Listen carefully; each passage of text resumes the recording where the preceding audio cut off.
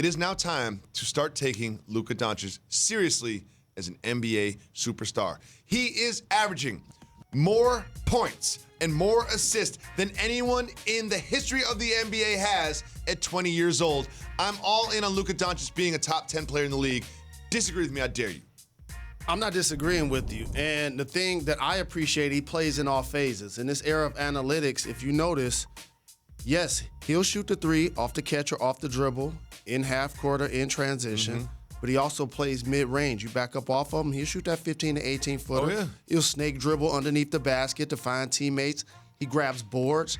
And he plays with a level of tenacity and with a chip on his shoulder that I appreciate for a player so very young. I know it may sound like a surprise, especially in the Western Conference for such a young player, but he's a definite all-star. Oh, for sure. Definite all-star. 6 triple-doubles this season, Jalen Rose. And you remember when he was coming out of the draft, you know what they called him? Unathletic. And he's just like, you know who else is unathletic? Larry Bird. You know, it's like I'm doing it. Like, well, you know who else is considered unathletic? Steve Nash, who also played in Dallas. When I see him and Kristaps play, and I'm pretty sure Mark Cuban probably feels the same way, it's almost like a version of Nash, but when he was in Phoenix, and Kristaps a version of Dirk when he was playing as an MVP. Except he has both of these guys pre-prime.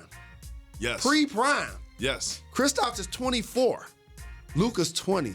What an amazing dynamic duo they built in Dallas. 42 points yesterday, Jalen Rose.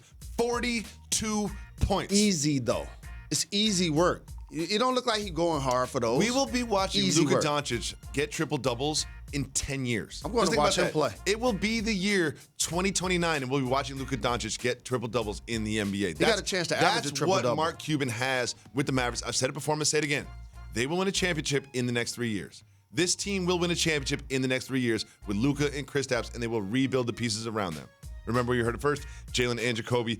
The Suns have been one of the surprising stories of the season so far, but they were no match for the visiting Celtics, and Jason Tatum led the way with 26 points and 11 rebounds. Jason Tatum, remember he had that one bad game we were all talking about him? He's averaging 20 points.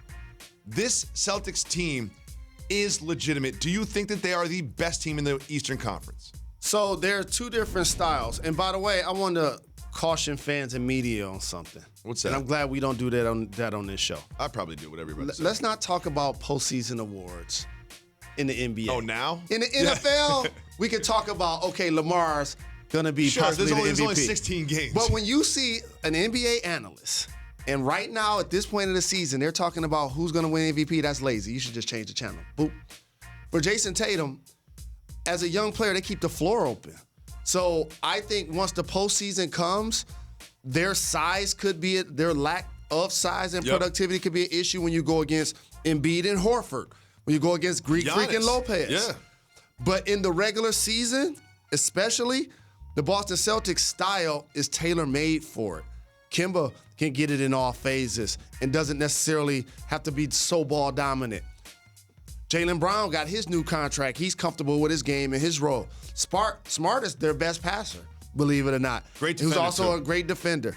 And they're going to get Gordon Hayward back at some point. So it's great to see Tatum flourish and keep a fresh cut at all times. Sometimes there's a piece of video that needs in-depth analysis, so you and I need to go to the table.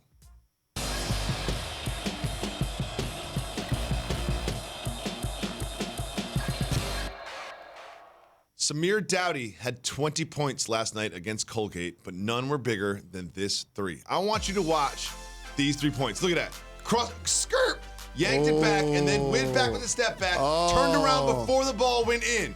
Jalen, here's my question for you, though, about Samir. If the defender trips over someone else or steps on someone else's foot, did you still make them fall? In today's climate, they still look at that as breaking somebody's ankle, still get the oohs and ahs, and you still got to knock down the shot. And he's playing for Bruce Pearl, my guy. I like how he knew that it was good. He celebrated it before it went in. You know that if I could shoot in college, I would be doing things like that with my attitude. No doubt about it. I just feel like if the defender trips over someone else's foot, then you didn't make him fall. You did not make him fall. You need to make them fall by yourself without them touching another human being. So you're missing the entire point of it. What? The point is that they fail, period. It doesn't matter how they fail. Now, the key is you got to make the shot. But he turned around. He did make the shot. Turn around. I love the confidence before it even went in. Look at him turn around before winning. I love that confidence. I love it so very much. I love this piece of tape. Thanks so much for watching ESPN on YouTube. For more sports analysis and highlights, download the ESPN app. And for live streaming and premium content, subscribe to ESPN+.